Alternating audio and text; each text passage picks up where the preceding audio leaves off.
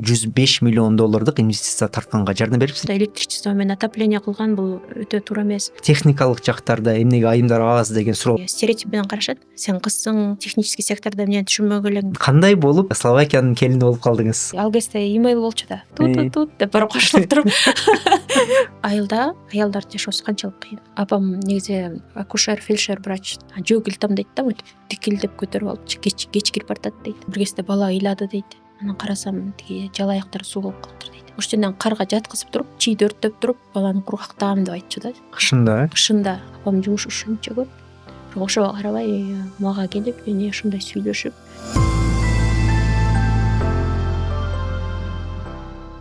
Саламатсыңарбы достор, бул Мирзаматов влог. Сиздер менен адаттагыдай көптөн бери көрүшпөдүк. Баса Нурлан Мирзаматов жана бүгүнкү коногубуз Нурзат Абдырасулова. Нурзат айым, кандайсыз, жакшысызбы? Жакшы. Нурзат айым, мен сизди Unison Group'тун негиздөөчүсү жана президент катары билем. Кандай өзүңүздү таанытып кете аласыз? Кантип өзүңүздү көрөсүз? Ошол боюнча кыскача бир айтып кетесиз биздин көрүүчүлөр үчүн. Негизи мен өзүм ошол Unison Group компаниясынын негиздөөчүсү катары позиционировать этем. Анткени 2002-жылы ал компанияны түзгөм. Анан ал бул ошо ишкана азыркы күндө Кыргызстан эмес, ошо эл аралык деңгээлде дагы белгилүү деп айтсам болот. Анткени биз азыркы эң көйгөйлүү болгон маселелерди талдап ошол жаатта иш алып барабыз. Ал ошол эле мисалы үчүн энергиянын жеткиликтүү болушу. Мисалы үчүн азыр айтып атпайсызбы, электричество аз болуп атат, суу азайып атат, свет өчөт деген сыяктуучу. Ошону энергияны натыйжалуу пайдаланып, энергиянын дагы альтернативдүү кандай түрлөрүн табуу керек деген боюнча. Экинчиден, биз ошол жашыл инвестиция, жашыл финансы тарабында иштейбиз. Кыргызстанга ошол жашыл инвестицияларды тартуу, ошол эле энергия, жашыл курулуш, ресурстарды үнөмдөө тармагында жакшы иштерди алып баруу. Анан дагы бир тарабыбыз бул ошол негизи эле айлана чөйрөнү сактап калуу. Биздин анткени Кыргызстан тоолуу өлкө, жаратылышка абдан бай. Биздин ошол биотүрдүүлүк дагы абдан көп. Суу ресурстарыбыз, аба, токой, жапайы жаныбарлар, ошонун баары экологияга кирет да. Анан акыркы күндөрү мисалы үчүн көбүрөөк абанын сапаты жөнүндө да сүйлөшө баштабадыкпы? Ошол абанын сапатынын бузулушу да эмнеден келип чыгып атат? Эң биринчиден ошо көмүр жаккандан, эски машиналарды айдагандан сыяктуу депчи. Анан ошонун баардыгына негизи эксперттик мындай көз караш керек да. Мисал түрүндө айтсак, мен билишим боюнча сиз кыргызстандык ишкерлерге же кыргызстандык бир проектке $105 миллион инвестиция тартканга жардам берипсиз же өзүңүз тарттыңыз беле? Ошол эле банктардан, тышкы инвесторлордон. Ошол боюнча ошонун үлгүсүн, ошонун мисалын аркылуу айтып түшүндүрүп кетсек экен. Мисалы үчүн мен Европа өнүктүрүү жана реконструкциялоо банкы менен иштешем. Анан EBRD. Анан ошол EBRD аркылуу Кыргызстанга ошо чоң инвестиция тартканга мүмкүнчүлүк алдык да. Анан муну дагы Кыргызстанда иштеш үчүн биринчиден ошо мыйзамдарды иштеп чыгыш керек болду, стандарттарды коюш керек болду. Кайсыл жакта эмне деген мүмкүнчүлүктөр бар, ошонун баарын анализдеп чыгыш керек болду. Анан ошонун баарын даярдагандан кийин гана инвестиция келет экен да. Анан муну болсо ошол жана инвестиционный экосистема деп коет да. Ошол экосистеманы курганга ошол мисалы үчүн эксперттик потенциал биринчиден, экинчиден ошол мындай визионерство деп коет го, көрөгөчтүк да керек экен да.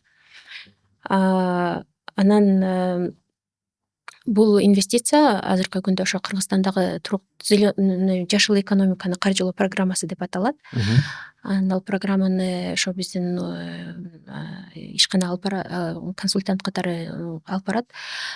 Биз жергиликтүү банктар менен иштейбиз. Анан ошол мисалы үчүн эгерде адамдар үйлөрүн жылуулайбыз, жаңы технологияларды коебуз деп кайрылса, биз ошол инвестиция аркылуу ар бир адамга, ар бир үй бүлөгө льготтук насыя берип, анан ошону баягы үйлөрүн жакшыртып, жакшы жашоо шарттарын улучшайт деп мындай жакшыртууга жардам беребиз да. Анан ал дагы ошол биринчиден бул техникалык жанагындай жөнөкөй тил менен жеткизгенге аракет кылабыз. Экинчиден болсо ошол жанагындай грантовый компонент деп коет. Гранттык түрдө да субсидия берилет Европа өнүктүрүү банкы тарабынан. Анан бул жагынан негизи абдан мындай көп тажрыйба алдык. Анан дагы ошол башында мисалы үчүн азыр биз частный сектор менен көбүрөөк иштечүбүз да. Үйлөрдү жылуулоо же болбосо ишканаларда, бизнестерде ар кандай ушундай жашыл экономиканын элементтерин киргизүү деген боюнчачы. Азыркы күндө уже дагы биз өзүбүздүн иштерди ошол эле соц объекттерге дагы чоңойто баштадык да. Мисалы үчүн ошол эле мектептер, бала бакча, жанагындай административный здание деп коет, ошол эле мисалы үчүн өкмөттө отурган немелер, административный баягы конторалар, поликлиникалар, больницалар депчи. Анан ошол жака да ошолорду дагы мындай жакшыртуу үчүн бир топ инвестициялар менен иштешип баштадык да азыркы күндөчү. Анан негизи биздеги мындай проблема мындай да. Биз негизи көчмөн калк болуп жүрүп, анан баягы коммунисттер келгенде отурукташып, анан ошондо колхоз, совхоз, кичи шаарлардын баары курула баштаганда биздин негизги отурукташуу тарыхыбыз андай чоң эмес да. Көп болсо бир 100 жыл бир кылым деп койсок болот. Анан ошондуктан бизде негизи көчмөн калк болгондуктан биздин жашоо турмушубуз, биздин стилибиз башкача болгон да. Биздин өзүбүздүн иш алып баруубуз да башкача болгон. Анан биз, конечно, көп нерсени ошол союз учурунда ошол эле орус калкынан да үйрөндүк дегендейчи, отурукташкан калктардан үйрөндүк. Ошондуктан биздин жанагы көптөгөн айылдар дагы ошол поселок түрүндө курулган да, хутор сыяктуу болуп кетет да. Бирок ошону менен бирге негизи кыргыздар боз үйдө жашап келишкен. Боз үйдүн ошо философиясы, анын даже кандай кылып жылытылып энергия бергени баардыгы башкача болгон да. Анан ошол союз учурунда эң негизги максат мисалы үчүн обеспечение жильем деген мындай план болгон да. Ар бир адамда негизи ошо квартира болсун, ар бир адамда крыша болсун. Ошол эле пландык экономиканын алкагында. Пландык экономиканын алкагындачы. Бирок кийинчерээк караганда мындай болуп чыкты да, анткени союз учурунда дагы баягы пландык экономика баардык союзга тараган да.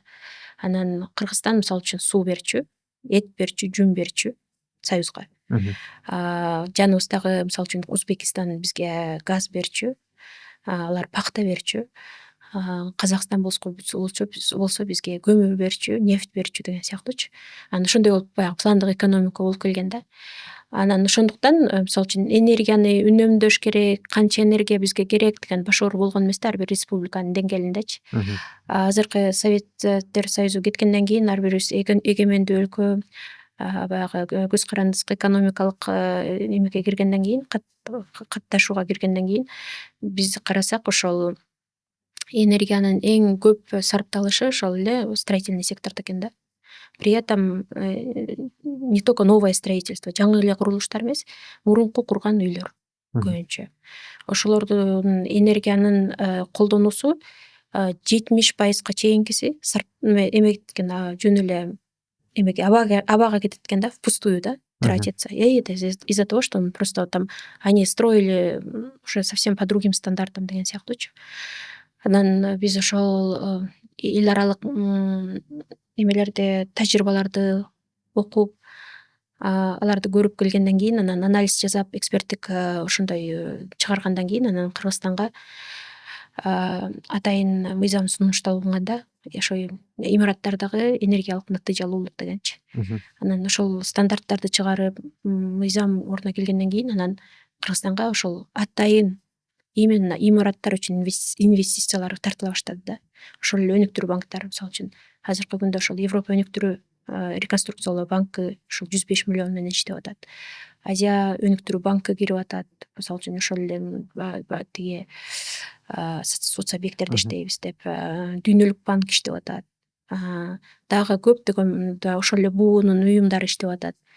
Анан ошонун баары ушундай мындай инвестицияларды алып келип, бир чети энергияны натыйжалуу колдонгонго, экинчиден жаңы альтернативдүү түрлөрүн киргизгенге, мисалы үчүн ошол таза энергияны, солнце же болбосо күн же болбосо шамал энергиясын. Үчүнчүдөн болсо ошол адамдарга жакшы мындай жашоо мүмкүнчүлүктөрүн жакшыртууга мүмкүндүк түзүү да. Сиздин негизги адистигиңиз, эксперттигиңиз энергетикалык сектордо экен. ошол эле секторда көбүнчө бул сектордун адистери эркектер болуп айтылып келет да. Сиз айым болуп туруп ушул секторда ушундай масштабтуу нерселер кылып келатасыз да. Кандай түрдө болду, кандай кыйынчылыктар болду? Сиздин балким бир ошол тема боюнча дагы айта турган көп эле ойлоруңуз болсо керек дейм. Абдан субъективдүү түрдө эксперттик жагыңызга мен баа бердим. Масштабтарга да баа бердим абдан сонун. Сиз бир жеке ишкер болобу же жөнөкөй эле айым катары биздин ошол мекендеш катары кандай бир кантип келдиңиз бул секторго жана кандай кыйынчылыктар аркылуу өттүңүз? Ошол да кызыктуу го дейм да. Биздин көрүүчүлөрүбүз бир көбүнчөсү айымдарда болуп кетет. Ооба, чындыгында эле сиз айткандай технический сектор болгондо эле бизде ойлошот да, бул жакта эркектер иштеш керек депчи. Анан башында мен ошол жаш кезимде ошол секторго иштеп баштаган себебим экология аркылуу болду да. Мен негизи өзүм экологияны бүткөм да. Анан эң башында мен көйгөйлүү маселемдин бирөөсү ошол абанын булганышы болчу да. Анткени магистратураны мен Европадан бүткөм да. Ошол жакта магистрантский диссертациямды жазып атканда менин темам ошол эме болгон да. Абанын булганышы, анын ошо булгануунун адамдардын ден соолугуна зыяны болушу депчи. Абдан актуалдуу тема. Азыркы шаар ошол абдан актуалдуу да. Ал кезде Кыргызстанда андай проблема жок болчу да. Бирок мен ошону бүтүп келгенден кийин Кыргызстанга келип өзүмө жумуш ордун түзүп, баягы ишканамды баштагандан кийин мен ошол эле теманы продолжение кылыш үчүн атайын баягы проектлер жазып, мындай изденип баштадым да. Анан изденип баштаганда Кыргызстандагы эң ошол бул аябаны булгануучунун бир бөлүгү болуп биздеги ошол энергетика тармагы болду да. Анткени көмүрдү жагуу, мазутту жагуу, ошол эле транспорт маселеси болчу. Анан биз ошондо 2004 жылғы эң биринчи проектибизди жаздык. Ал ошол аналитика болду. Кыргызстандагы жашыл энергетиканын кандай потенциалы бар дегенчи. Күндүн кандай потенциалы, гидроэнергетика, ошонун кандай барьерлери бар, мүмкүнчүлүктөрү бар деп аябай жакшы сонун анализ жазып чыктык да. Анан ошондо мен энергетиканы көбүрөөк түшүнө баштадым да, эң биринчичи. Анан андан кийинки маселе болсо ошол айлана чөйрөнү тазалоого энергияны натыйжалуу колдонсок, эгерде биз ошол өзүбүздүн алып жүрүүбүздү, маданиятыбызды дагы өзгөртсөк, ошого көп таасир берет экен деп, анан энергия эффективдүүлүк жөнүндө да көбүрөөк кызыга баштадым да. Анан ошондо кызыгып баштап, андан кийинки маселе ошол мисалы үчүн энергияны башкаруу болду да, энергосекторду башкаруучу. Анан бизде негизи энергосектор көбүнчө баягы өкмөттө, мындайча айтканда бизде почти 100% деп койсок болот. 90 ашык өкмөттүн колунда дагы. Анан мен ошондо кызыгып баштадым да, энергосекторду управление кандай болот депчи. Мисалы үчүн ошол эле чечим кабыл алуу кандай болот, тарифтер кандай түзүлөт, эмне үчүн ушундай болуп түзүлөт, эмне үчүн анын ичинде энергия эффективдүүлүк каралбайт деген сыяктуучу. Анан башында мен ошондой жыйналыштарга катыша баштадым. Анан барганда чындыгында эле жалаң эркектер болчу. Анан мен кээде бир-эки эле ошол айым болуп отуруп калчубуз да. Мен анан дагы энергетикада бир-эки иштеген эжелер болуп элечи. Калгандары бүт байкелер, чоң. Анан кээ бир ошондой суроолор бере берчүмүн да, эмне үчүн тариф ушундай түзүлдү, эмне үчүн мындай болот деген сыяктуучу. Анан ошондо башында айтышчу да магачы, чоң кыз, сиз түшүнбөйсүз, бул технический сектор өтө сложно деп коюшчу да. Анан мындай өзүмдө ошондой анан мен айтчумун да, мен, конечно, мен сизге технический суроо берип аткан жокмун, мен сизде процедурный вопросторду берип атам. Ошону түшүндүрүп бериңизчи депчи. Ошо характеримди көрсөтүп, кайтпай, кайра барып сурай берчүмүн да. Кабинеттерге барып жолугуп, тарифный методология жөнүндө айтып бериңизчи.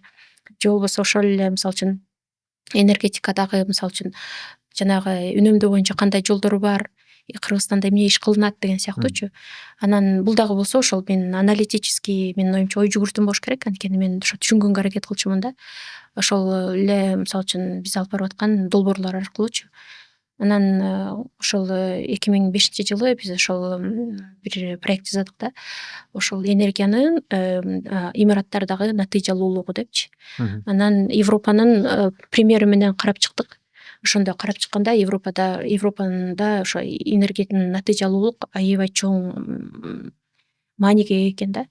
Анткени биринчиден ал экология маселеси, экинчиден билесиз да аларда энергия абдан кымбат. Анан ошону үнөмдөп, сапаттуу, сарамжалдуу колдонгонго аракет кылышат экен да. А бизде энергия аз, энергия арзан болду да, анткени ГЭС болгон үчүнчү. Анан мен ошол ойлойм да 2005-6 жылдары мен энергия эффективдүүлүк, энергия натыйжалуулукка жетише эле деп айтканда мен эч ким түшүнгөн жок да. Алар айтышты да, көбүнчө мага айтышты. Сиз эмнени айтып атасыз? Каяктагы натыйжалуулук, бизде деген энергия абдан көп. Наоборот, баардыгын ошо электричествого өткөзүш керек деп. Жана мен айтып атам да, электричество менен отопление кылган бул өтө туура эмес. Анткени электричество это чистый вид энергии да. Это на 1 киловатт-час продукция чыгарса болот да. Биз аны болсо жөн эле үйдү жылытып коюп атабыз да. Мындайча айткандачы. Ал экономикага абдан керектүү нерсе да. Эгерде биз деген энергия жетишсиз болсо, экономика өнүгө албайт. Мисалы үчүн ошол эле жаңы заводду ачалы десек эртеңчи, анан ошол эле заводдун ээси келип энергетиктерге кайрылса, мисалы үчүн мага 10 мегаватт мощность бергиле деп. Эгерде биз аны коромжу колдонуп, ал жетишсиз болсо анда бере албайбыз да. Ошол завод ачылбай калышы мүмкүн да. Ошондуктан биз ошону, мен айттым да, энергетический балансты караганда биз ошону деген сарамжалдуу колдонуп, канча энергия чыгарып атсак, ошончо энергияны да үнөмдөгөнгө аракет кылышыбыз керек экен депчи. Анткени азыркы күндө Кудайга шүгүр да, биз көбүрөөк ГЭСтерди, көбүрөөк энергия булактарын курганга аракет кылып атабыз, бирок ошондо да жетишсиз болуп атат да. Анткени биз кышында энергияны баары бир эле импорттоп атабыз. Ошол эле Түркменистандан алып атабыз, Казакстандан алып атабыз, аны кымбат алып келебиз. Бирок энергиялык коопсуздук, көз карандысыздык эң биринчи өзүбүздөн чыгат да. Биз ошону аракет кылып, мындай жакшы жолго койгонго аракет кылышыбыз керек да.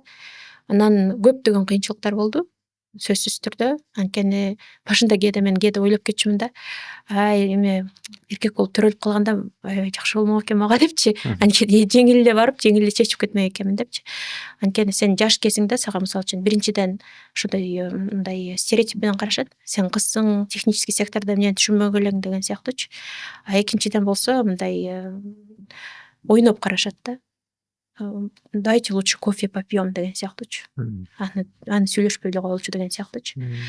Анан дагы ошондой баягы биринчи ошондой жетишкендикке жетиш үчүн баягы өзүңдү алып баруу, ошол признанияга жетүү деген сыяктуу көп нерсе, көп жолдон өтүшүң керек да.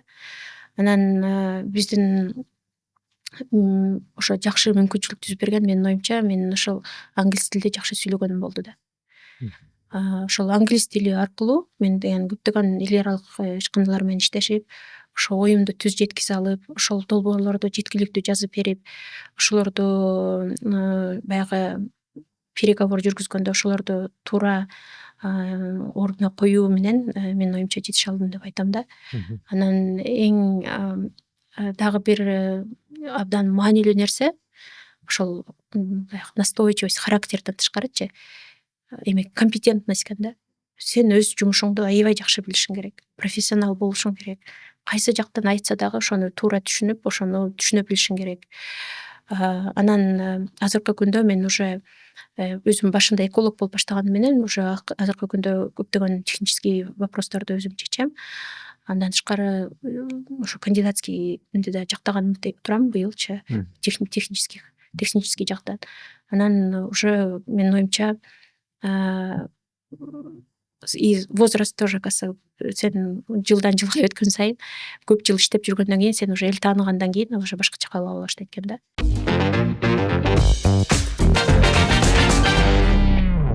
Өзгөчө ушул окумуштуулук, техникалык жактарда эмнеге айымдар аз деген суроо болгондо биз бул табият боюнча ошондой деп ойлоп жүрө бергенбиз ар дайым элечи. Окумуштуулардын арасында, ученый, инноваторлордун арасында деле статистика боюнча айымдар азыраак болуп калса керек. Ошо негизи чындыгында айымдардын деле күнөөсү эмес да. Негизи эле коомдуку да. Анткени бизде эркектер деле ошондой ойлонушат да. Кыздардын өз үй жумушу бар, эркектин өзүнүн сырт жумушу бар депчи. Анан кыздай болуш керек деген сыяктуучу. Ошондуктан мисалы үчүн айтып атпаймынбы, мен деле башында келип энергетика секторуна киргенде чоң кыз, сиз аны түшүнбөйсүз да деп ушундай мамиле кылышчу да. Анан биз баарыбыз ушундай ойлоп алганбыз да. Кыздар бул биздики эмес экен деп барышпайт. эркектер болсо булар кыздар келсе мындай жаман карашат да. Жаман карагандан эмес, мындай өөн көрүнөт да, мындайча айткандачы. Бул эме негизи аялдардын жумушу эмес го депчи. Мен азыркы күндө командамда инженер кыздар иштешет да. Инженерлерди бүткөндөрчү. Баса тобуңузда канча адам бар? Биз негизи мындай постоянно иштеген 20-га жакын кишибиз. Анан дополнительно жанагындай экспертный потенциал керек болгондо дагы тартып алабыз да. Убактылуучу эксперттерди иштетебиз. Бирок мен негизги ошол биздин уюмдун эмеси негизи ошол техникалык эксперттерден түзүлөт да, инженерлерденчи. Анткени биз ошол эсептөөлөр жүргүзөбүз да. Анан инженерлер кыздар келишет, анан ошолор айтышат да, биз жумушка орношконго аябай кыйын болуп атат. Мисалы үчүн энергия компанияларга барсак, алар айтышты, монтёрдон баштайсыңар деди карьераны. Анан столбанын башына чыга алмак белеңер дешти депчи. Анан ошентип мындай жумуш таппай калышат экен да. Анан же болбосо энергия сектордо иштегенде деле айым жетекчилер аз да, абданчы. Алар көбүнчө жанагындай бухгалтерияда, отдел кадров болуп, же болбосо пиар отдел болуп иштешет да. Ошондой именно жетекчиликке жетишкен айымдар абдан аз да. Бул дагы болсо менин оюмча ошо стереотиптик көз караш да.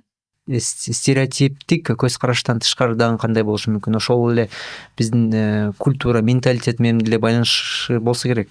Эми сөзсүз түрдө байланышы бар. Ушу мен айтып атпаймынбы жана башындачы. Мисалы үчүн биринчиден бизде ошо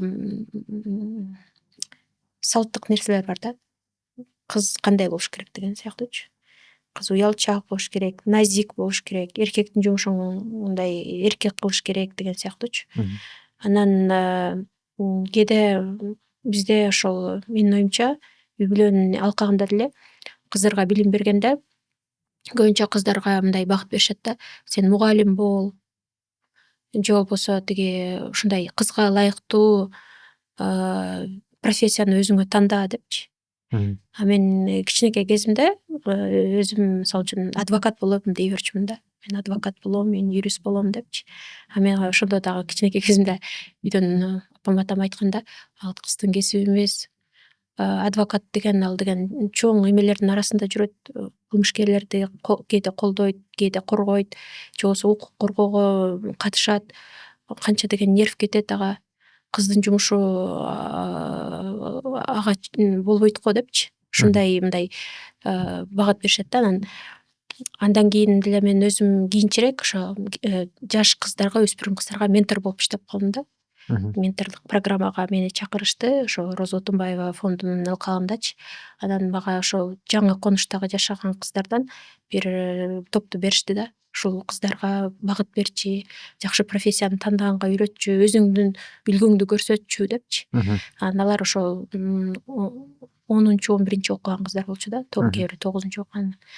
Анан суроочумун да, ким болгуңар келет, эмнени тандап атасыңар депчи. Анан көбүнчө айтышат да, апам тиги медсестра бол деди, 9-ту бүтүп алып эле тияка өт деди, же болбосо эме кийин күйөөгө эле тием деген сыяктуучу. Ошондой мындай барар жерибиз эле ошол деген сыяктуу эме менен жашашат экен да.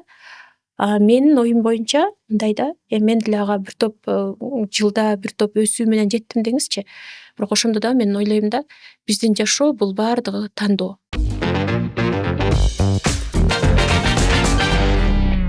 Дагы бир-эки баягы техникалык суроолор бар эле. Сиз бул ушул проекттерди жасап атканда, ушул чоң инвестицияларды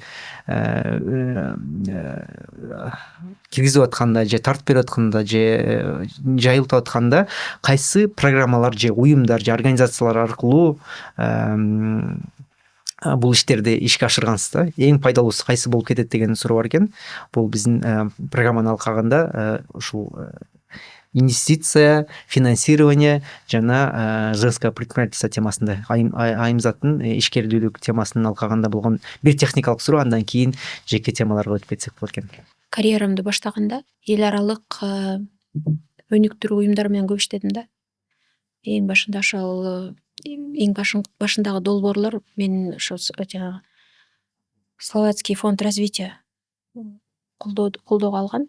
Андан кийин ошо Европа өнүктүрүү банкы менен 2009-жылдан бери иштеп келе жатам да. ошол Европа өнүктүрүү банкына долбоорлоруна катыштык, алардын тендерлерине катыштык. Бир топтогон долбоорлорду ошолор аркылуу ишке ашырганга аракет кылдык да. Анан эң жакшы нерсеси мен айтып атпаймынбы ошол уюмдардын бар болушу кыздар үчүн дагы бир топ негизи кыздарбы балдарбы баары эле үчүнчү негизи жакшы карьералык мүмкүнчүлүк түзөт экен да.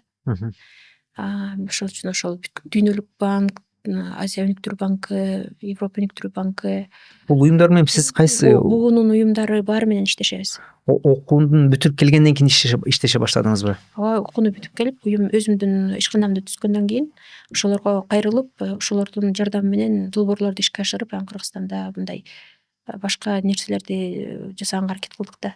Кайсы мамлекетте окуп келгенсиз? Словакияда. Билишим боюнча сиз ошол окуп жүргөн кезиңиздеби же ошол учурдабы ошол жакта күйгө тийгенсиз? Ооба.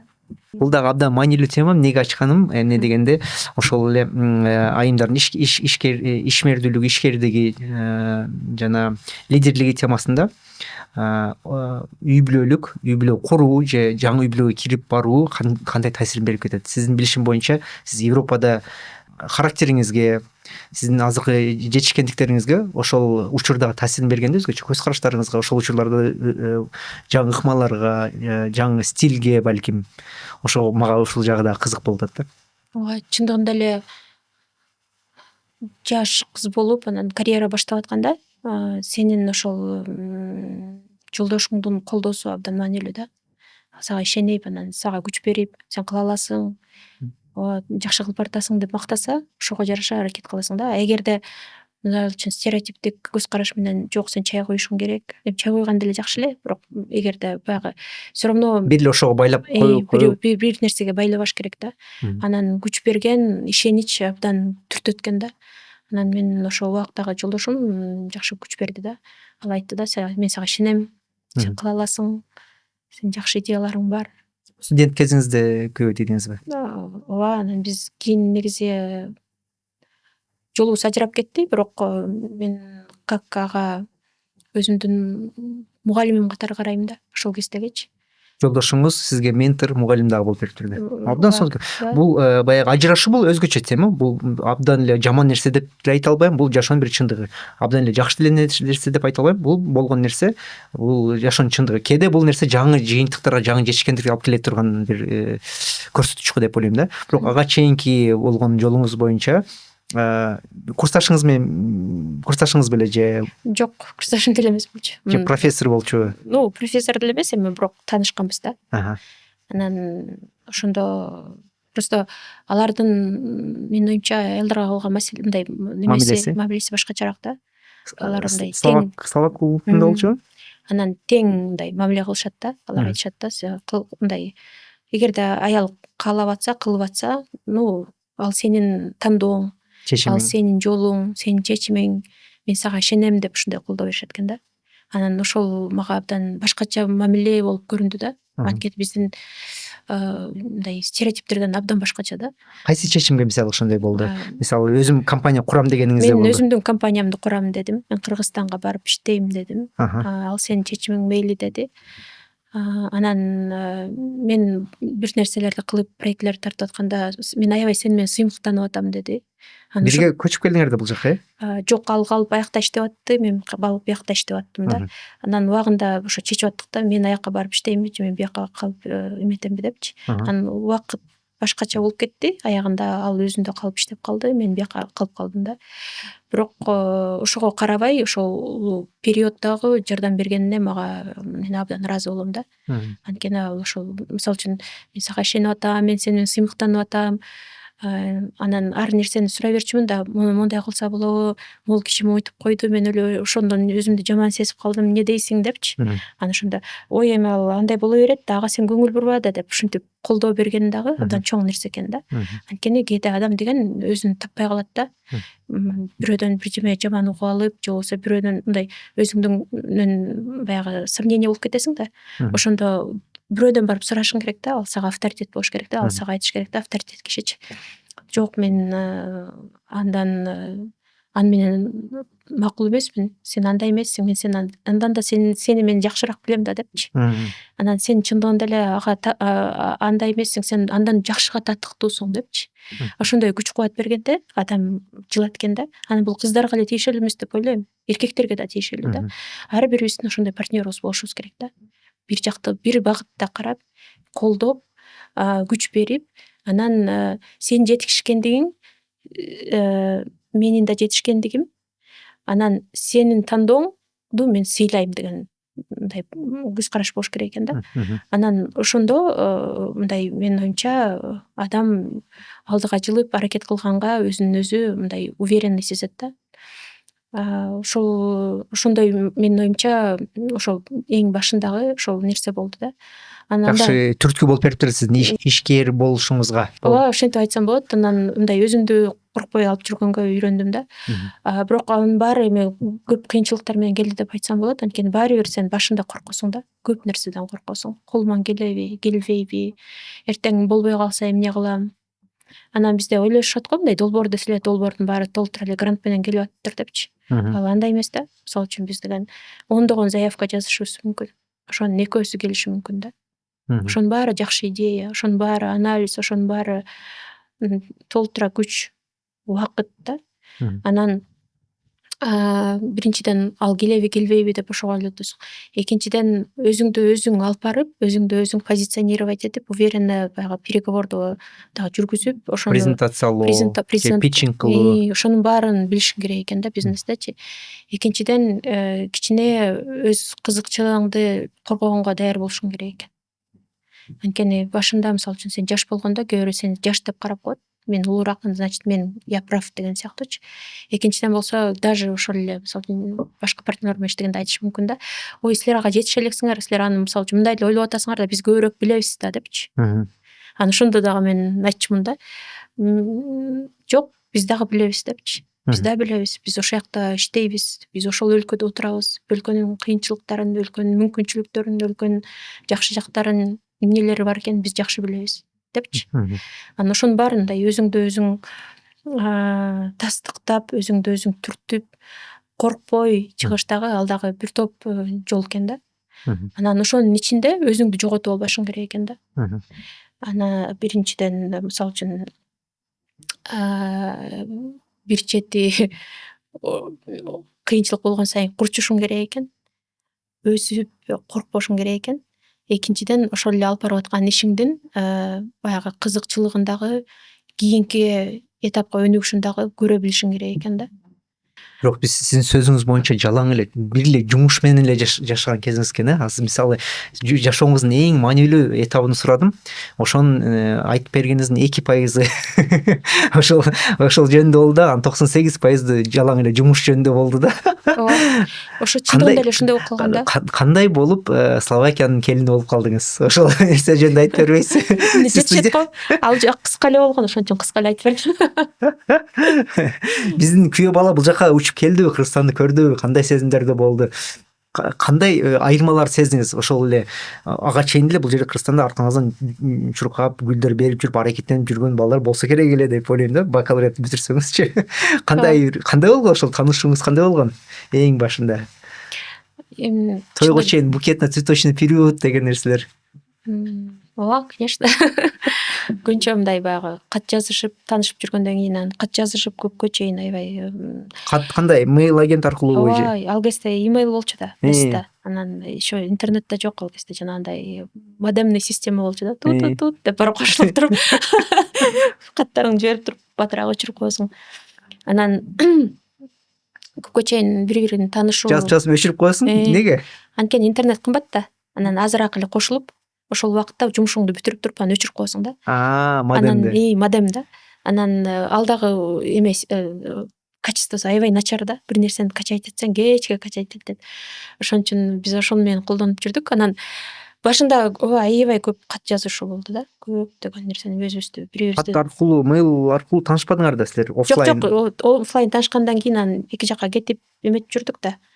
Анан ошондо ал башка шаарда жашап эле. Ал башка шаарда жашап, анан мен бирки шаарда жашап, анан бири-бирибизге кат аркылуу көп нерсе ойлорубузду айтып берчүбүз да. Кантип таанышып калган элеңер? Кызыктуу тема, кандай кызыктуу тема. Чогуу тааныштар аркылуу да. Бирөө айтып калды да, эме биз бир отурушка бардабыз, чогуу биз менен барбайсыңбы деп, анан барсак. Сен кампуста жашайсыңар, университетте. Биз кампуста жашайбыз, анан мен словак досторум айтып калды да, бир жака бардабыз, жүрүп биз менен барбайсыңбы деп, анан мен барсам, ал дагы бар экен да. Анан таанышып калып, анан ал айтты да, мен историяга аябай кызыгам, Центральный Азиянын историясын аябай көп изучать этем, мен кыргыздар жөнүндө көп нерсе окугам депчи. Анан ошонун темасында көп сүйлөшүп калдык да. А мен аябай патриот катары Кыргызстанды аябай мактадым да. Биздей өлкө жок, биздей жер жок, биздей сонун нерсе жок, биз деген кыргыз каганаты болгонбуз, биздей великий нация жок деген сыяктуучу. Анан ал аябай карап, анан эметип, менден кичине биртике улуураак болчу. Анан айтат да, вообще аябай сенин энтузиазмың заряжает депчи. Анан мага ошондой исторический факттарды бирдемелерди таап сала берчү да. Анан ал айта берчү да, менин оюмча ошо кыргыздар, кыргыз деген негизги ошол улут кыргыз дегенден чыккан эмес депчи. Силердин кыргыз дегендер это бул великий этнос дегенди түшүндүрөт депчи. Анткени великий этнос болгон үчүн любой этнос силердин астыңарга уруу болуп кирип атат. Мисалы үчүн мен мисалы үчүн Кыпчак болуп же Найман болуп же Кытай болуп силердин Кыргыздын кырк уруусуна кирбейм деп айтмак депчи. Кыргыз деген которулганда великий этнос деп которулган үчүн эч ким эметпейт, ошон үчүн кыргыз это объединяющий нация деп ошентип айтып бере берчү да. Анан мен ошону угуп, анан экөөбүз изучать этип, ар кайсына карап отура берчүбүз да. Ошондой исторический нерселерди обсуждать этип, анан развитие, анан мен аябай немени мектепте окуганда да сочинение көп жазчумун да. Аябай негизи сочиненияга жакын болчумун. Анан ошого жараша мен мындай фантазия эмем дагы аябай күчтүү да. Бирдемени ошол долбоор жазыш үчүн деле фантазия күчтүү болуш керек да. Сен бирдемени элестете билишиң керек да. Бул дизайн сапаты да, алдын ала көрүп кандай акыбалда акырында кандай акыбалга келет деген көрө билүү да. Анан мен ошондойго көп жакынмын да. А мен ар кайсынан элестетип алып эле айта берчүмүн да. Ушундай болсо кандай болот? Сиз эгер бул жака окууга кетпесеңиз манасчы болсоңуз керек эле анда, Билбейм, манасчы болмокмунбу болмокмусмун. Бирок тиги мындай фантазия, анан кыялданганды аябай жакшы көрөм да. Кичинекей кезимде ошо дневниктерди да көп жазчумун да. Анан ошол кыялымды жаза берчүмүн. Анан эң биринчи кыялым ошо менин оюмча ошо жаш кезимде башталганы ошол технология менен связанный да. Бир күнү ошо кышында аябай баягы баардык иштерди бүтүргөндөн биз кичинекей балдар отуруп алып сабак жазчубуз да. Анан баары уктап калышты, анан мен жалгыз сабак жазып отурам да. Анан апам мештин жанында бир нерсе кылып атат да. Анан мен апама айтып берип атам да. Апа, мен ушундай журнал окудум, атам алып келген депчи. Ушундай автомат стиральный машиналар бар экен, өзү жууйт экен, өзү сыгат экен, келиштетсеңиз жөн эле салып коет экенсиз депчи. Анан ушундай бир машина болсо кандай сонун болбок э, сизге сатып берсек, сиз кир жуубай калмаксыз да деп айтып атам да. Анан мен ошону айтсам, анан апам айтып атат да, кыялың орундалсын деп ушундай батасын берип атат да. Анан ошондо эле көрсө кичинекей кезимден эле ошону ойлонуп жүргөнмүн да. Ушундай жаңы технологиялар менен адамдарга көбүрөөк жардам берсек, ошолордун жашоосун жеңилдетсек, жаңы нерселерди алып келсек депчи. Анан ошол мен ойлой берем да, ошол дагы бир түрткү депчи. Анан экинчиден ошо кичинекей кезимде эле мен апама барып айта берчүмүн да. Апа, моундай кыял болуп атат, моундай кылса болот экен деп элечи. Анан апам ар нерсени укканда деп койчу эмес да. Анан ал дайыма эле отура калып батасын бере берчү да. Бата берип эле анан айта берчү да, ошол кыялың орундалсын депчи. Анан көрсө ошонун баары ошол мындайча айтканда благословение рода деп коет го. Ошол ата эненин берген дуасы, ниеттери экен да. Тилектеричи. Анан мен ошого көрсө, мен ошо жолума мындай благословение берип жүруптүр да апамчы. Анан ошону кийинчерээк түшүндүм да. Анан ойлоп койдум да, кандай ушул мен негизи мен атама дагы аябай ыраазымын. Анткени эч качан ушинтип тийишпептир да. Кайдагыны айтып атасың дебейчи. Мейли ошо тилегиңе жет, ошондой болсун деп. Күйөө бала менен көбүнчө биз жезде менен көбүнчө сиз ошол Кыргызстандын тарыхы, Кыргызстандын этносу боюнча улуттун кантип пайда болгону, бул улут кантип башкаларды бириктирип кеткенин, ошол нерселерди талкууланып, ошентип жүрөк жылуу болуп бир тил таап кетипсиздер да. Ооба, негизи менин оюмча адамдар бири-бирин табышканда бир общий тема болуш керек да. Анан эгерде ошол бир кызыкчылык болсо, ошону чогуу иш кылсаң, анан ошого жараша менин оюмча жакындашуу башталат да. Анан биз дагы ошо айтып атпайбы, исторический фактыларды карачубуз депчи. Анан чогуу ар кайсы нерселерди карап атып ошого жараша мындай өзүбүзгө бири бирибизге тартылышуу башталды да деп айтсам болот да. Андан кийинкиси ошол менин оюмча мен кылып аткан ишти дагы ал ошол баа берип колдоосу болду да. Сен кылып атасың, жарайсың деген сыяктуучу. Кайсы тилде сүйлөшөт элеңер? Англис тилинде, анан орус тилинде, анткени словак тили орус тилине аябай жакын да. Мен ошо Словакияда окуп жүргөндө өзүм негизи словак тилин дагы үйрөндүм да. Сиз азыркы учурда анда англис тилин дагы, словак тилин дагы билет экенсиз да? Словак тилин деле билем, бирок мен көп жылдан бери сүйлөбөй калдым да. Бирок мындай сүйлөп атышса түшүнүп турам да. Бирок өзүм кичине азыр сүйлөгөндөн тартынам да. Канча жыл жашадыңыз ушул? Аз эле жашадым. Негизи мен ошол бир жыл магистратурада окуп жүрүп, андан кийин келгенден кийин Кыргызстанга келип, анан 2000-жылдары да ошол кездечи анан карасам Кыргызстанда аябай жумушсуздук жок, апатия, элдин баарынын настроениясы жок, ушундай начар убакыт экен да. Анан мен ошондо Москвага кетип калдым да, иштегеничи. Ошондо Москвада бир жыл иштедим. Мен ошондо биздин гастарбайтерлердин, биздин мигранттардын жашоосун чындыгы өз көзүм менен көрдүм да. Ошолордун алар кыйналган жок, анткени мен тил билем. Мен билимим бар, мен сразу эле барып мындай эмеге иштеп калдым да, мындай жакшы бир строительный компанияга кирип иштедим. Анан аяктан как переводчица, как ассистент помощника болуп иштеп аттым да.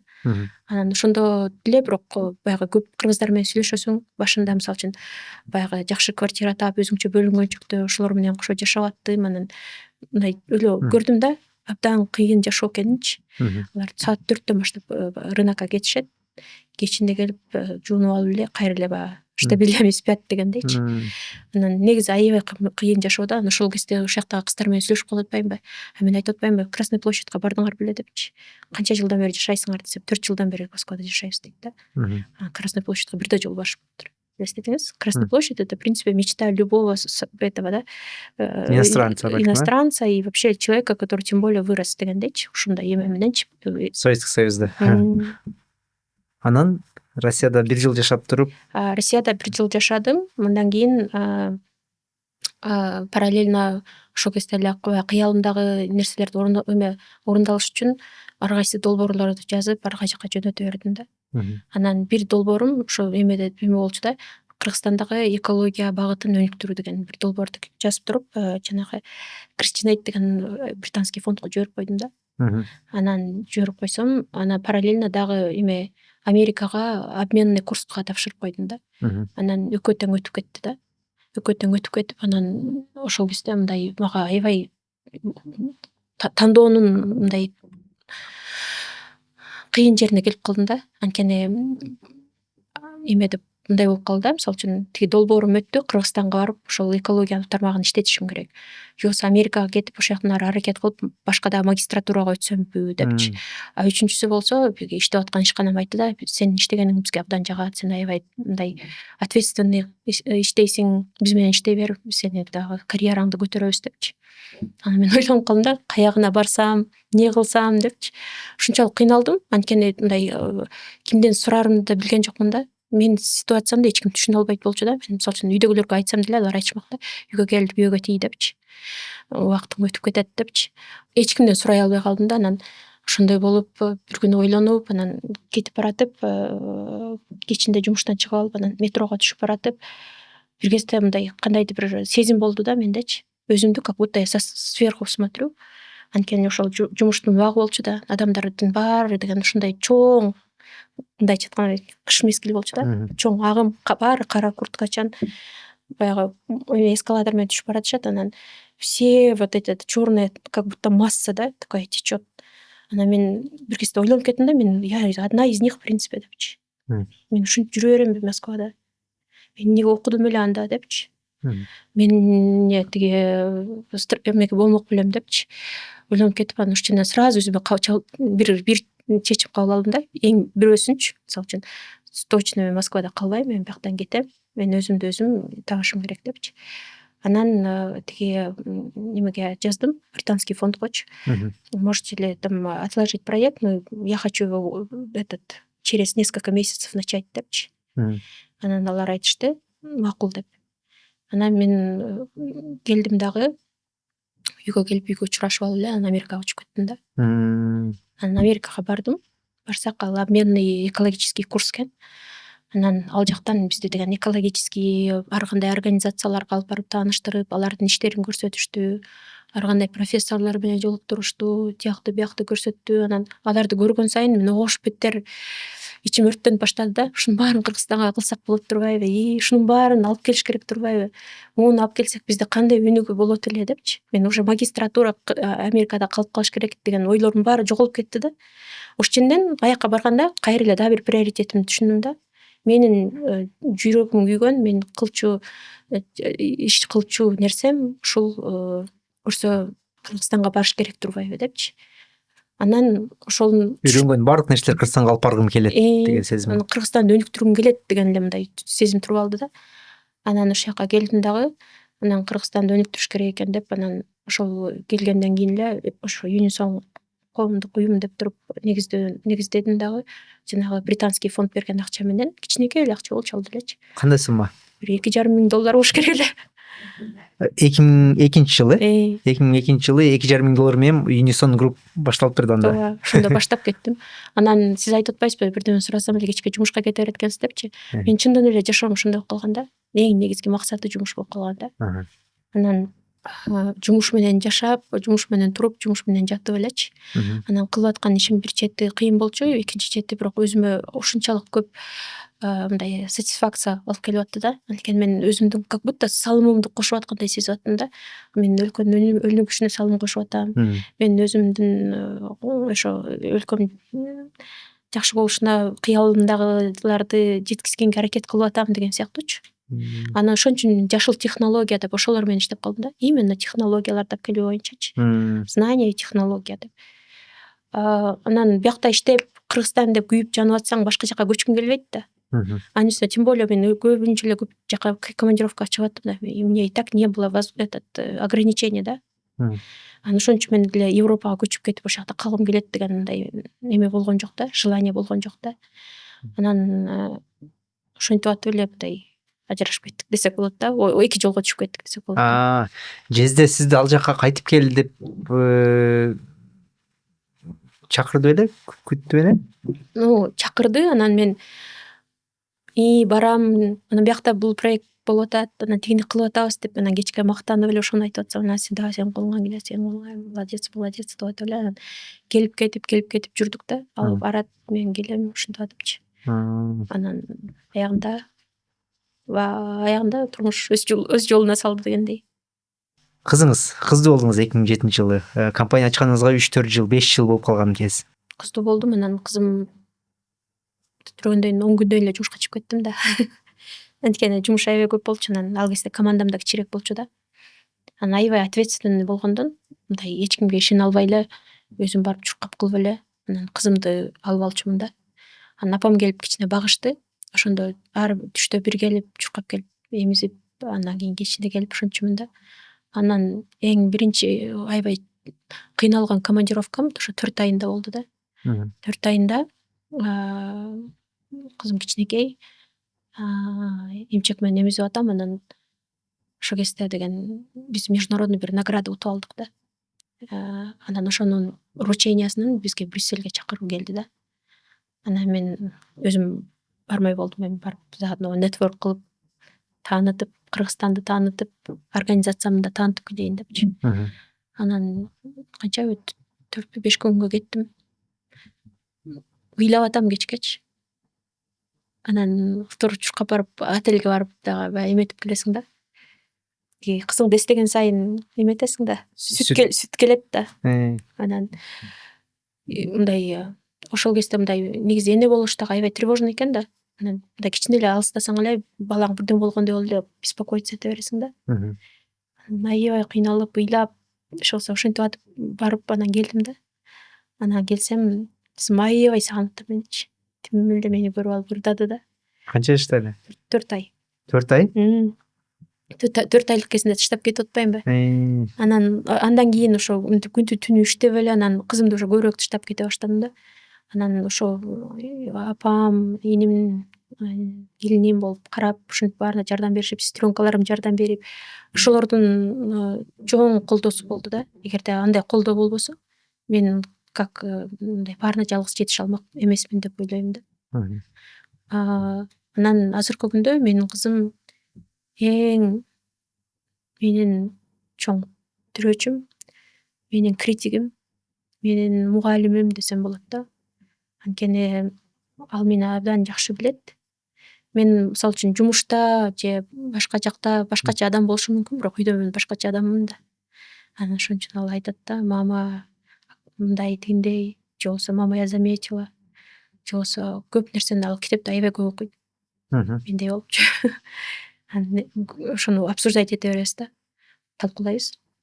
Мындай экен, сенин мындай восприятияң кандай болду, мен могу китепти окуганда моундай инсайттарды алдым депчи. Анан бул дагы абдан жакшы нерсе экен да.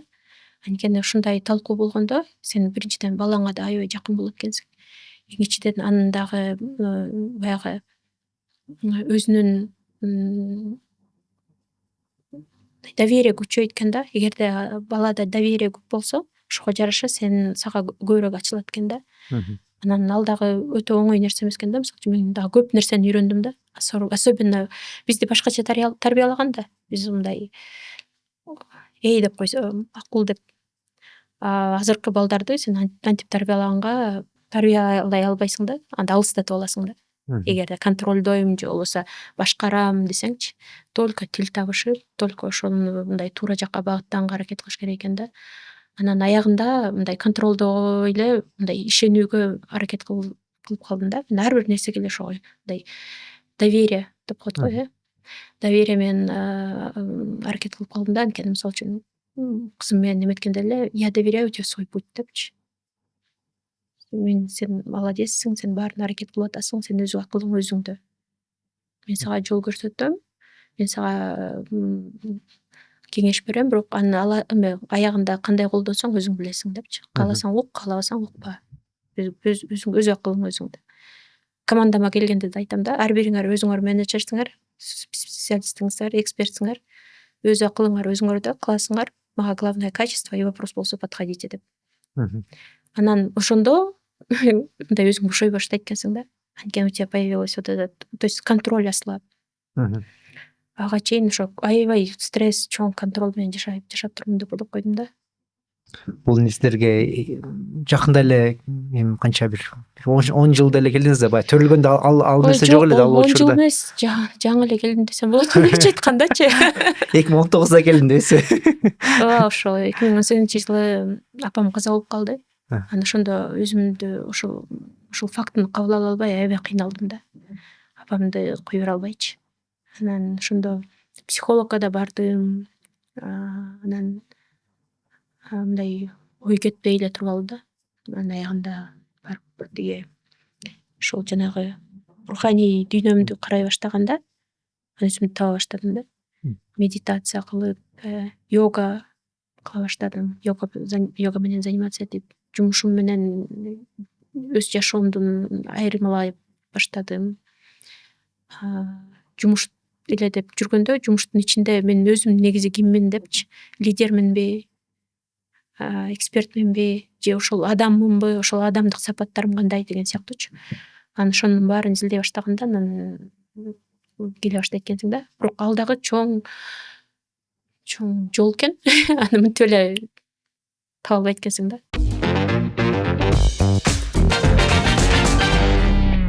Сиздин үй бүлөңүз боюнча, үй бүлөдөгү мамилелер боюнча жана андан да алдын келген нерсе сиздин кичинекейдеги чагыңыз. Биз негизи Нарындагымын. Нарын каягынан? Нарындын Нарын районунан, Эмгек дала айылынан. Анан мен ушуну аябай сыймыктануу менен жердин баарына айта берем да. Мен Эмгек дала айылынан болом. Эмгек дала айылы ушундай болуп атат. Мындай иштер кылып атабыз депчи. Анткени менин оюмча биз эч качан уялбашыбыз керек. Өзүбүздүн түбүбүздөнчү. Это наша родовая сила деп коет го. Анткени биздин ата мекенибиз бизге ошо күч берген. Адамдар киндик кан тамган жер деген сыяктуу түшүнүгүм бар да.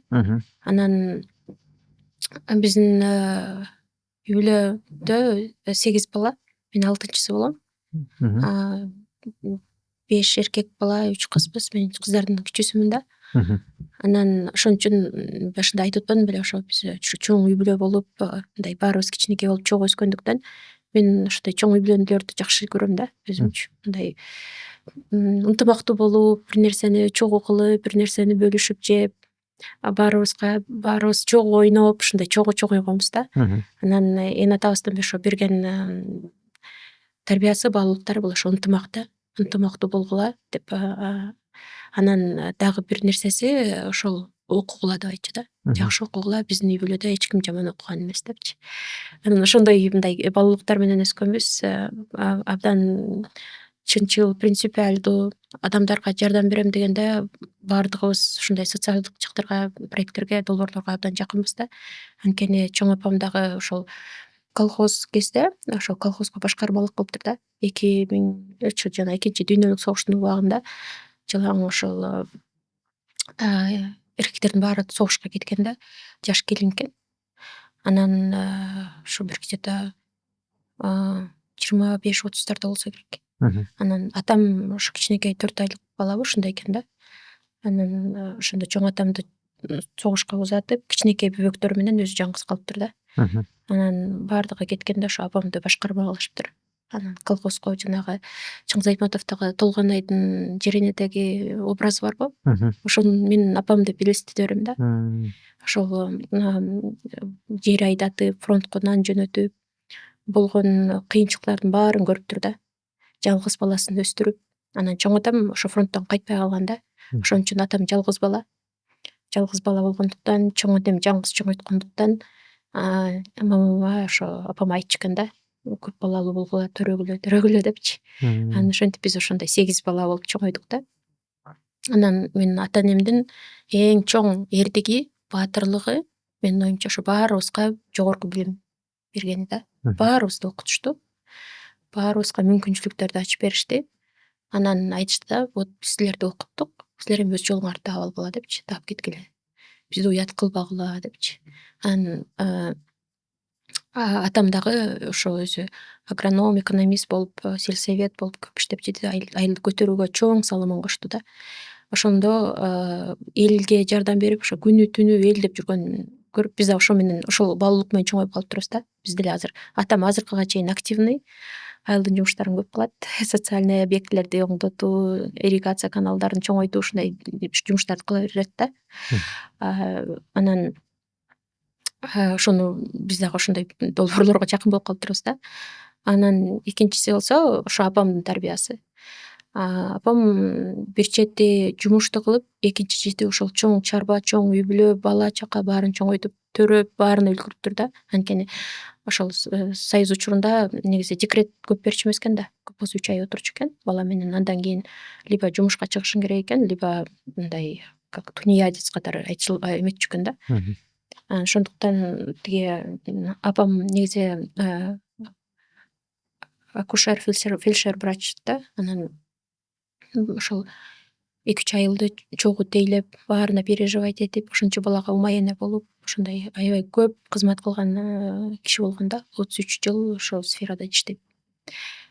Анан ошондо ал дагы бир мисал да, элге кызмат кылуу боюнчачы. Анан мындайча айтканда, вот мен если үй бүлөмдү карасам, баардыгы ошо служение деп коет да. Кызмат, элге кызмат менен баалуулук, ошол принцип ошол болуптур да. Анан чынчылдык, ачыктык, баардыгын мындай таза жашоо. Анан ошону бизге үйрөтүштү да баарычы. Мындай үйрөнбөсө дагы мындай көрүп эле өзүң үйрөнөт экенсиң да. Анткени сен ошол семьядагы сен болгон мындай тарбия ошол болот экен. Анан нарынды аябай жакшы көрөм. Эмгек баланы аябай жакшы көрөм. Аяка барганда өзүмө күч алгандай сезем. Анан негизи мен Кыргызстан менен аябай сыймыктанам да. Кай жака барсам, Кыргызстан ушунчалык кооз, бир Кыргызстан общий баардыгы кошулганда мага бир жаратылыш паркындай сезилет да. Кайсы бурчунда жүрсөк дагычы ушундай жакшы өлкөбүз бар. Ошондуктан мен ойлой берем да, менин кылып аткан ишим айлануу чөйрөнү коргоо, экологияны өнүктүрүү, таза технологияларды алып келүү дегендин баары ошол биздин өлкөбүздү ошол жакшы жаратылышты сактап калганга салым кошуп атат депчи. Ошондуктан жакшы көрөт болушум керек. Ошол апам кайтыш болгондо ошо биз апамдын атына Гүлшай апа деп ошо атайын стипендия ачканбыз да, благотворительный фонд жасапчы. Анан эң негизги максаты ошол балдардынга эме берүү, билим берүү жаатында ошо стипендия, мүмкүнчүлүктөрдү ачып берүү. мүмкүнчүлүктөрдү аз болсо да колдоп баарын эметип туруу. Анан экинчиден болсо ошол мындай женское репродуктивное здоровье депчи, анткени апам өзү жалаң ошо акушер болуп аялдар менен иштегендиктен анан биз аябай ошол жагына да көп көңүл бурганга аракет кылам да, мындай аялдарга чекап кылганга, ошо жана ковиддин убагында да жардам берип ошенткенгечи. Анан эң маанилүү нерсе ушунун эме экен да, мындай сен кандай жетишкендикке жетсең дагы өзүңдүн эмеңе барып, сообщество дегенди кандай айтсак болот, эме өзүңдүн айылыңа, Же коомуңа, өзүңдүн коомуңа кайра ошону беришиң керек экен да. Анан мен ошондой лидерлик жолду көрсөткүм келет да. Ар бирибиз өз коомубузга кайра беришибиз керек депчи, анткени ошол коом бизди канча да чоңойтты да. Анан ошондуктан мен ошо айылыма барып көбүрөөк салым кошконго аракет кылам да. Кандай кичинекей нерсе болсо дагычы, кээде жарык коюп берип көчөсүнө, же мындай барып паркты тосуп ушундай нерселерди, майда барат нерселерди кыла беребиз да. Анан менин оюмча бул да болсо биринчиден жакшы мисал, экинчиден чын жүрөктөн чыккан жардам болсо, анан баарыбыз эгерде ошондой толук чогуу аракет кылсак, ар бирибиздин кичи мекенибиз өнүксө, анан өлкө бүт өнүгөт да, анткени ар бир нерсе кичинекей нерседен башталат деген сыяктуучу. Ошол анан азыр биздин айыл, биздин эл апамдын ошол элесин сыйлап, апамдын кылган эмгегин сыйлап, азыр айылдагы бала бакчага атын беришкен. Ал жакта жаш бөбөктөр окуйт, детский садда, бала бакча. Анан ошого да абдан сүйүнөм да. Апам ушундай умайыны болуп, ушунча көп эмгек кылды эле. Анан азыркы ошо бөбөктөр окуган жай апамдын атында депчи. Апаңызды эстегенде кандай элестер келет эң башында? Ошо мен кичинекей кызмын, анан эшикке чыгып түнчүндө мындай көңүлүм бирдемеге түшүп, мени бирөө тартып койсо керек деген байкелер менен, эжелер менен чыгып алып, ошо качеледе качаться этип отуруп, анан эметсем, апам өтүп баратып, анан кел мен сени качать этейин деп келип, анан көпкө чейин мени качать эткен да, экөөбүз сүйлөшүп. Анан мен ошондо балалык сезимим менен аябай ыраазы болдум да. Апамдын жумушу ушунча көп, бирок ошого карабай мага келип, мени ошондой сүйлөшүп эметип атат депчи. Буюрса баланын эмеси, көңүлү абдан керектүү неме экен да, назик экен да. Ошого жараша аябай важный экен да.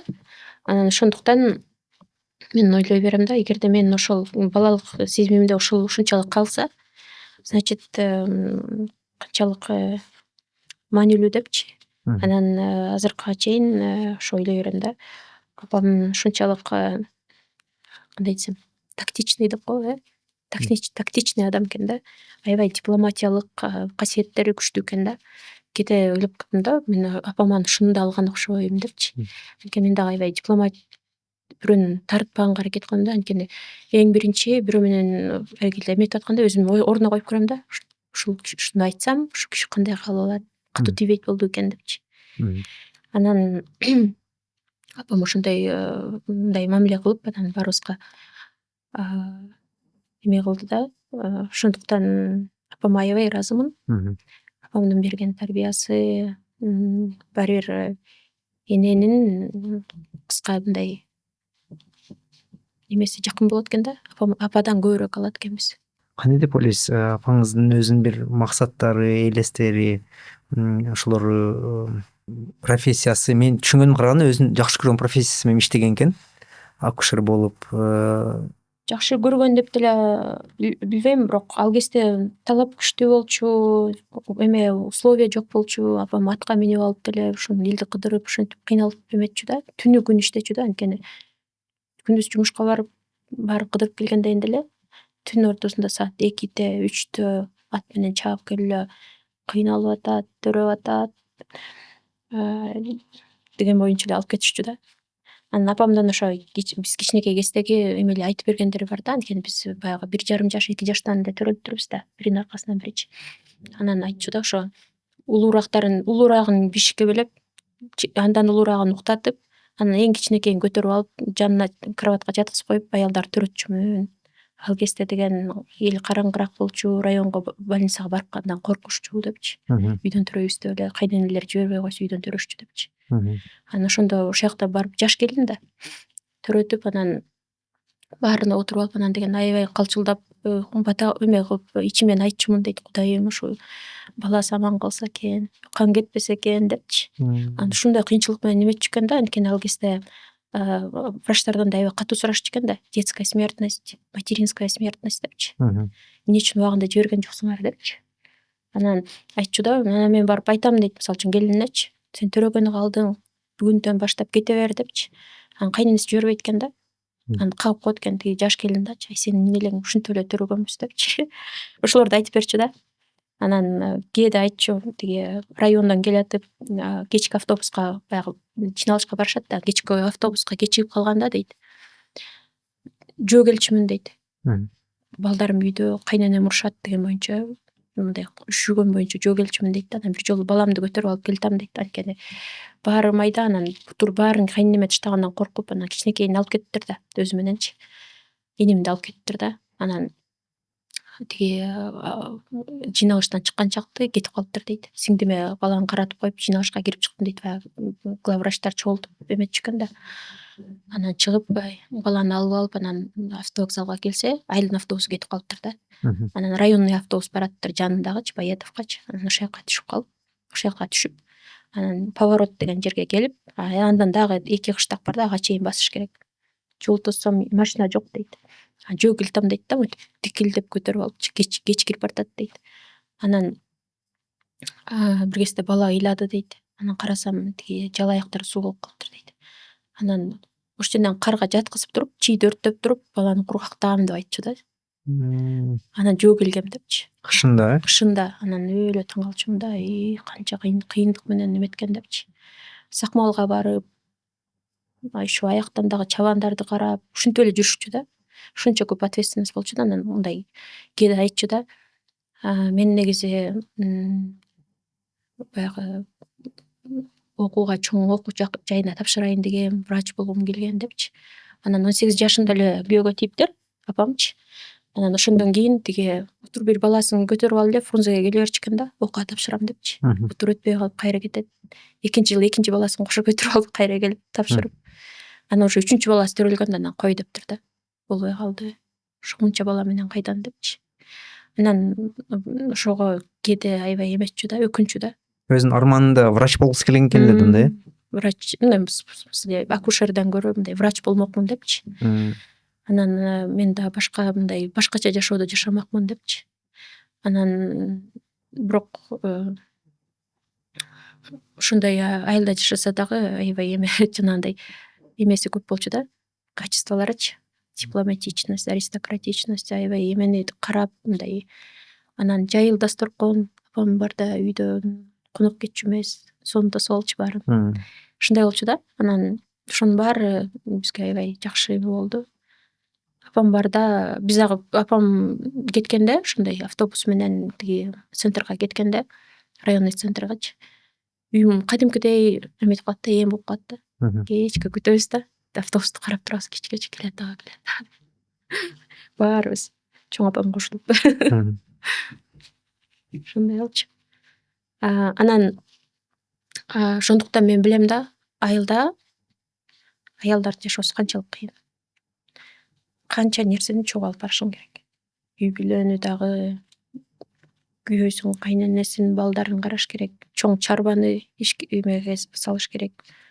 Еще андан тышкары жанагы айылдагы катыштар да. Ошонун баарын аял алып барат да негизичи. Ар ким менен кандай мамиледе болуш керек, кайсы тууганга кандай мамиле кылыш керек, кимге эмнеси тууган эмне болуп атат деген сыяктуучу. Анан мен ойлосом, негизи айылдын аялдары чыныгы геройлор да. Чыныгы баатырлар. Тыйын оокат кылып эметип аткан үй бүлөлөргө мен аябай таң берем да. Ага караганда чынында эле шаардын жашоочулары привилегированный да. Бизде мындай эме дагы чукта аз. Экинчиден биз эми жумушубузга барып келебиз деген сыяктуучу.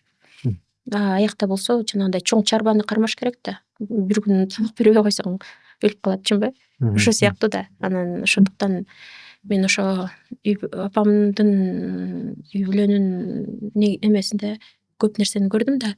Анан билесизби, ошол дагы мага жардам берди да. Мен биринчиден айылда чыйрак болуп өстүм. Экинчиден болсо, ошо айылда бардык нерсени өзүм жасап көрүп, айылдын жашоосун түшүнгөндүктөн мен эгерде ошондой долбоор жазып, иш жылдырып аткандачы, ошону толук мындай элестетип, эмне проблема бар экен, ошо проблеманы кандай чечиш керегин жакшы түшүнөм да. Мен мисалы үчүн мындай кабинетинде эле отуруп алып ар кайсысын сочинять этпейм да. Мындайча айткандачы, мен аны жашоодон билем да. Анан ошол нерсе абдан жакшы болот экен да. Анткени сен эгерде аны жашоодон билсең, анда ал аябай чыныгы искренне ошону чечкенге аракет кылганда өзүнүн результатын берет экен да. Билишим боюнча ошол өзүңүз дагы айтып кеттиңиз, 2018-жылы апаңыз рактан көз жумуптур. Эмненин рагы болчу? Кандай болду? Ашказан. Аны сиздер кеч билдиңиздер же кандай болду? Убагында операция кылынган, анан 3-4 жыл ремиссия болуп жүрдү. Андан кийин ал абдан жаман оорукен да, баары бир өзүн эметип кеткен да. Чоң негизи өзгөрүү ошондо келди да. Анан мен дагы бул дагы ойлоп кетем да, апамдын мурасы го депчи. Анткени апам ошо кетиши менен мен да өзүм чоң өзгөрүүлөргө, трансформацияларды баштадым да. Биринчиден ошол на уровне горя да, переживания. Анан экинчиден андан кийин дагы көп нерселерди түшүндүм да.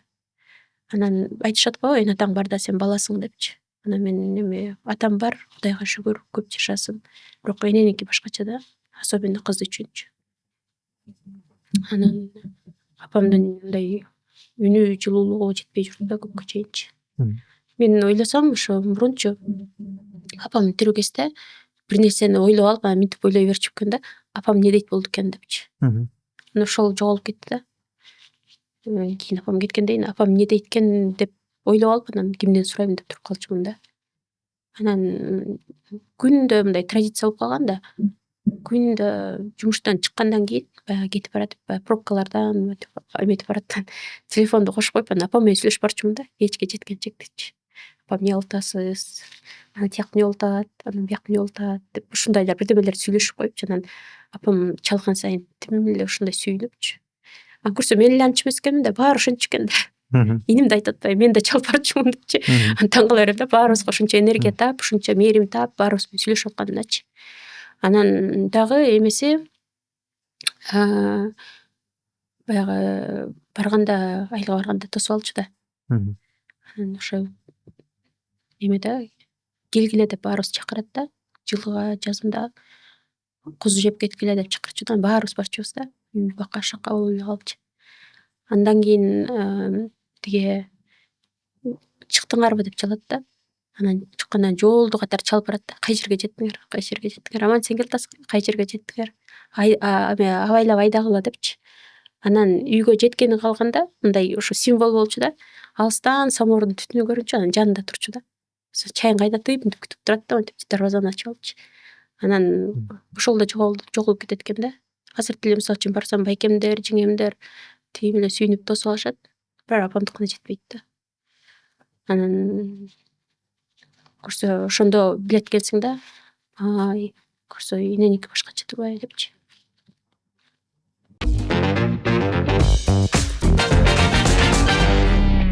Келечектеги пландарыңыз кандай? Азыр кандай болду жумушуңуз жана кандай пландар коюп жатасыз? ошол эле Unison групптун алкагындабы же өзүңүздүн азыр жеке койгон пландарыңыз барбы?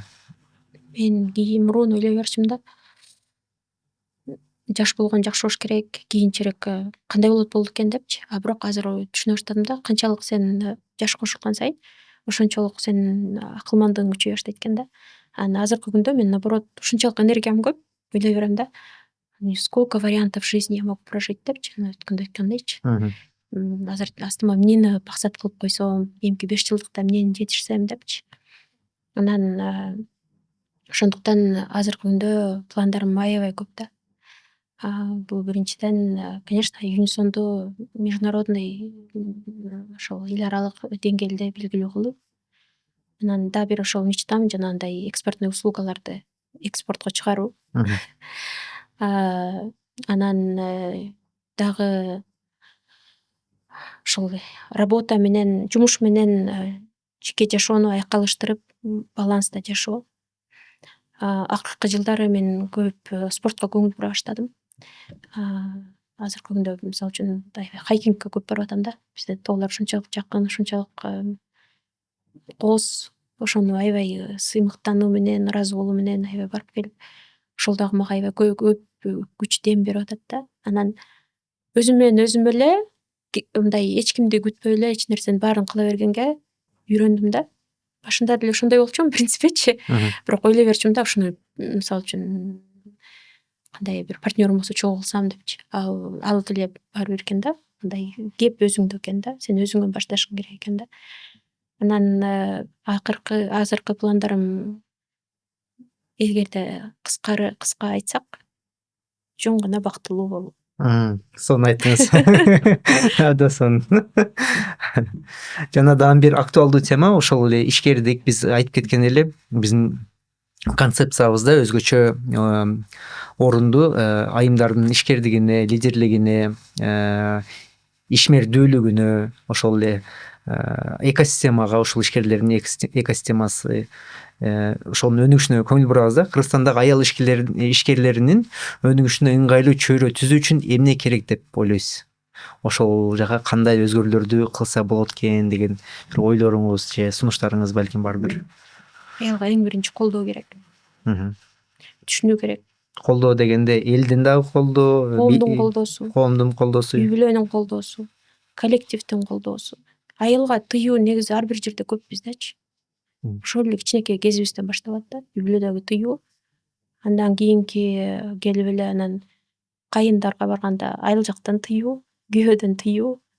Андан кийин барып коллективге барсаң деле всё равно как женщина медленнее продвигается, да, по карьерной лестницечи, карьера менен мындай жылуу аларга кыйыныраак да. Если сен частный фирмада иштесең, еще как-то. А если государственный службада иштесең, мисалы үчүн жетекчиликке жетиш абдан кыйын да. Анан негизи эле коомдо дагы тыюу азыраак болуш керек да. Анан мисалы үчүн аял мындай болуш керек, тигиндей болуш керек, же мисалы үчүн светский болуп кетти, же религиозный болуп кетти деп эч кимди осуждать этпеш керек да. Ар бир адамдын өзүнүн тандоосу бар. Анан мисалы үчүн мен жол салынбасам, ал менин тандоом. Ал салынса, ал анын тандоосу. Бирок ошону менен бирге биз адамкерчиликти биринчи коюшубуз керек деп ойлойм. Мен орусча айтканда человеческое достоинство. Ал аялга, эркекке карабайт да, потому что человеческое достоинство — это превыше всего. Человеческие права тоже ошол жактан чыгат да. Анткени эч кимдин аброюн түшүргөнгө эч кимдин укугу жок деп эсептейм да. Эгерде биз адамдыгыбызды тебелеп кетсек, анда ошондон баардык нерсе, маданияттын бузулушу дагы баары ошондон башталат да. Анан мен ошон үчүн ойлой берем да, аялды аял үчүн эмес, адам үчүн сыйлагылачы, колдогулачы. Аял ушул коомдун ошондой эле тең укуктуу бөлүгү депчи. Анан кээде ойлоп кетем да, мисалы үчүн биздин өлкө эмес, эми башка өлкөлөрдү деле карап атпайбызбы? Мисалы Иран, Афганистан сыяктуучу аякта катуу кетип атышпайбы? Анан ошондо карап ойлоп жүрөм да, биз 21-кылымда жашайбыз. Адамзат ушунча жолду басып өттү, ушунча акыл, ушунча ой чогултту. Бирок ошого карабай биз до сих пор ушундай мындай дикий эмелерди кылабыз депчи. Аялдап бөлөбүз, мындай болду айтабыз, тигиндей болду айтабыз депчи. Ошого таң кала берем да. Анан менин оюмча, эгерде бизде аялда колдоо болсо, биздин аялдар абдан күчтүү. Мен аябай сыймыктанам, аябай таң берем. Биздин ушундай кыйын кыздарыбыз бар, эжелерибиз бар, баарыбыз эле билебиз да. Анан мен ошол теңдикти аябай жакшы көрөм да. Анан кээде мындай сыймыктануу менен айта берем да, башка жака баргандачы. Бизде деген ушундай теңдик бар. Бул биздин негизи маданиятыбыздан чыккан, анткени биз деген көчмөн калкпыз. Көчмөндө деген аял эркек деп бөлүнбөйт. Экөө тең укуктуу ошол процессте жүргөн адамдар депчи. Мисалы үчүн күйөөсү жайлоого кетсе, аялы жакшынакай үйүн карап, малдарын карап, конокту тосуп алып чыкылдатып оокат кыла берет чүнбү? Ошонун баары бизде бар да. Ошол биздин мисалы үчүн культурный код деп коет. Ошол биздин стержень рода деп коет да. Мен ошон үчүн кыргыздын аялдарына аябай ишенем да. Эгерде биздин кыздарды колдосо, кыздардан көптөгөн аябай атактуу биздин жарандар чыгат, Кыргызстанда атагын чыгарган депчи. Анан ошон үчүн айтат элем аталарга, ошо жубайларга, пожалуйста, аялыңыздарды колдоңуздар, ишенсеңиздер, аларга мүмкүнчүлүк берсеңиздер депчи. Анан мен өзүм деле негизи инилеримдин кылыктууларын, сиңдилеримди баарын колдогонго аракет кылам да. Кыласыңар, болосуңар, давайте могу жактан бизнес кылабыз, же болбосо тияка барып окубайсыңбы депчи.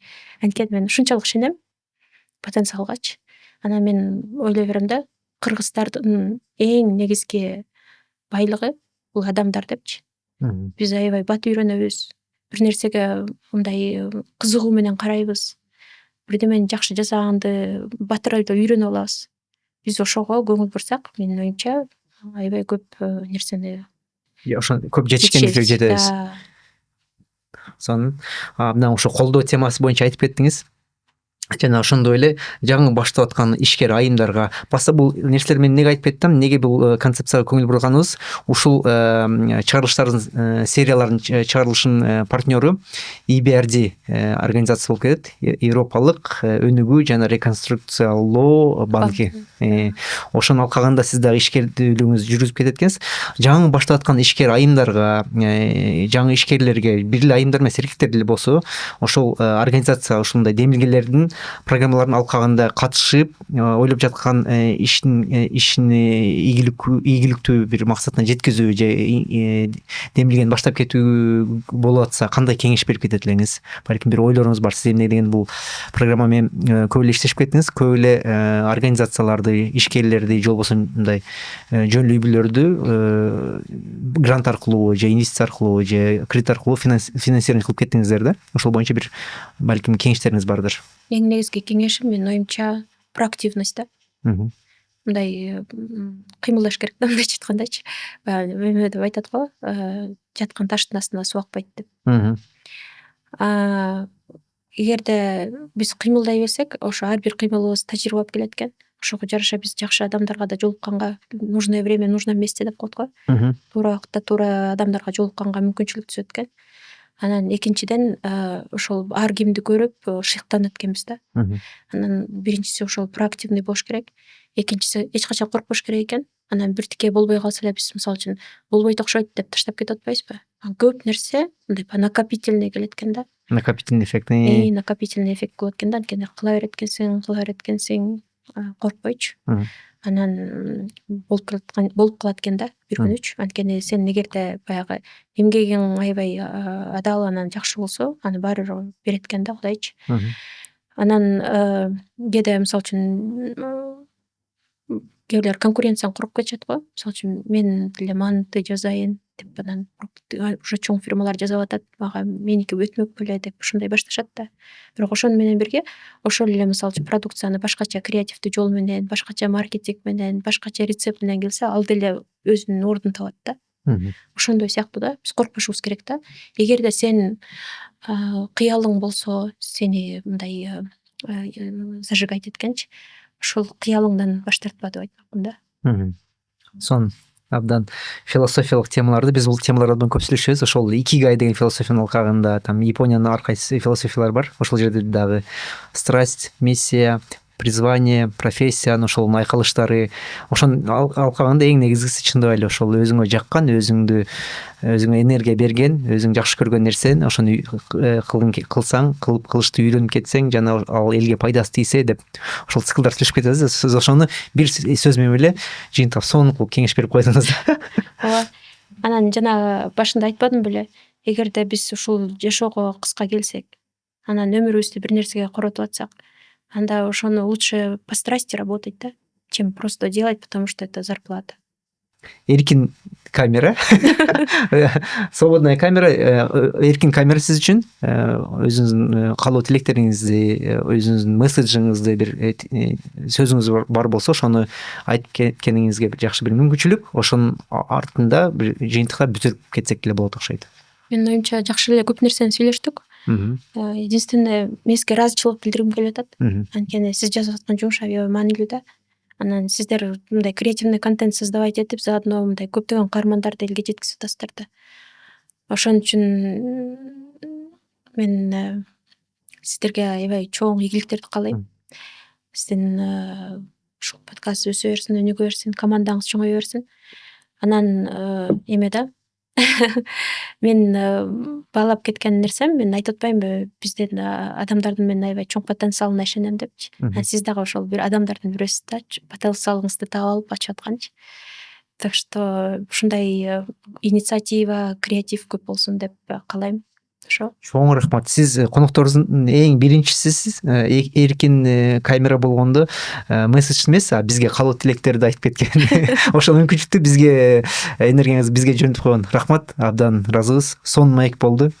Мен өзүмө сонун дагы бир ойлорду ала алдым. Сөздөрүңүзгө рахмат. Сиздин өзгөчө бир энергияңыз бар экен. Бул энергияны биз кеч жакында дагы бир айым келген болчу. Мекенибиздин биринчи айымы бизге как раз студияга келип визит кылып кеткен. Ошондо да сезген болчумун, мындай келгенде баягындай атмосфера спокойствия, гармония, баягы тынч болуп, мындай көңүлүбүз мындай жайына туруп, абдан тынчып, рахат болуп калган сезим болдум да. Ошондой эле сезим да сиз менен кошо алып кеттик. Сиздин келгениңизге рахмат, кылып аткан жумушуңузга рахмат, өзүңүздүн энергияңызга рахмат. Ал сезилет экен. Аны сиз өзүңүз деле билесиз. Сонун маек болду. Рахмат. Анда буюрса сиз айткандай просмотруңуз көп болсун. Достор, андыкта биз жыйынтыкка жатабыз. Конокто Нурзатайым болду жана Нурлан Мирзаматов, Мирзаматов влог. Кийинки чыгарылыштарда көрүшкөнчө. Бай-бай.